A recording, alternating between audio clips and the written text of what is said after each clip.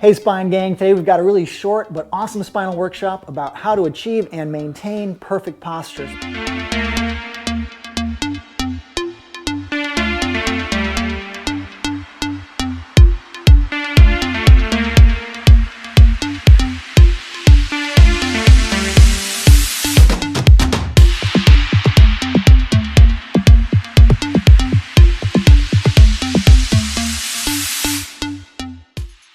And we're going to start with our eyes and our head and work down because that's the way neurologically as humans we really compensate with our posture. So we're going to start with our head. Here's this very typical North American type of posture here. We've got forward head carriage, rounded shoulders, a dropped chest from gaming, phone use, computer use, driving, you name it. You can't get good head posture and eliminate forward head carriage by just staying right here and trying to force your neck back. That's not going to work. The foundation for your head and neck is your chest and your upper shoulders.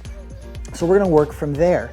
And ultimately, you're going to pretend that you've got a balloon and you're going to lift that straight to the sky. Make sure that you are using these mid-back muscles to really extend into that thoracic spine and extend into that upper thoracic, that cervicothoracic junction, rather than trying to extend through the low back. This is not going to get you the results that you want.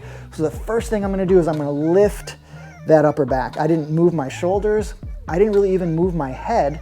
And I went from here to here by just extending into my mid-back. From here, I'm going to engage my shoulder blades. That doesn't mean that I have to be stacked up like this all the time. That's very uncomfortable. But I do want to make sure that the muscles that bring my shoulder blades from here to here are engaged. So I've got a lifted chest, my shoulder blades are engaged, and that really gets my shoulders in the sockets right where they need to be. From here, I just balance my ears up over my shoulders there. And you see I've got some pretty good alignment there. Maybe a tad bit of forward head carriage, but it's a dramatic improvement from this. And really all I did was lift my chest and get my shoulder blades engaged. Now, from here, we need to work on our core and our pelvis.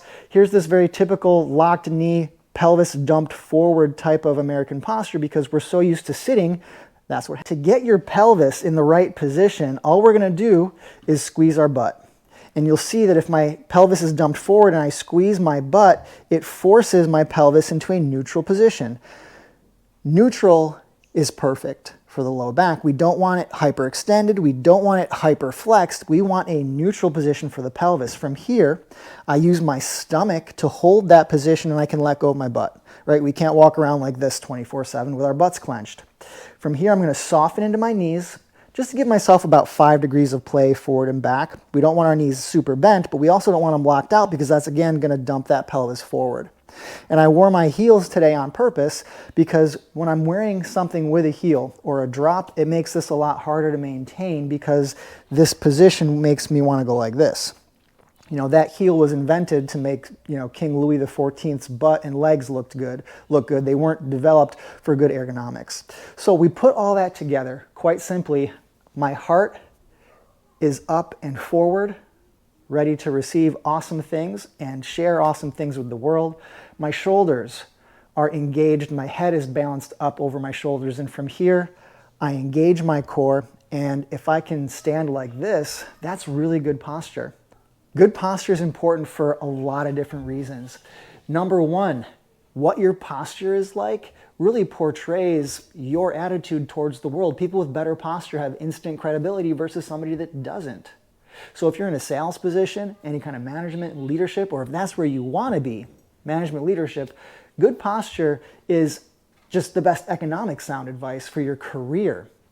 It's also extremely healthy. There's a ton of additional stress and strain on my neck when I've got forward head carriage, and there's a tremendous amount of additional stress and strain on my low back when my pelvis is dumped forward. This is an amazing way to keep your spine strong and healthy moving forward. Now, if that posture is difficult for you, welcome to everybody else's life as well. It's difficult for me.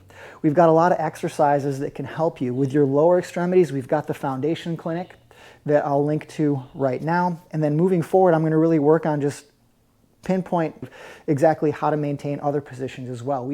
So keep working on your posture. Let me know in the comments if this was helpful or if you'd like to see something else, because your feedback is going to really help guide this educational process. All right, we'll see you in the practice on Monday. Live higher.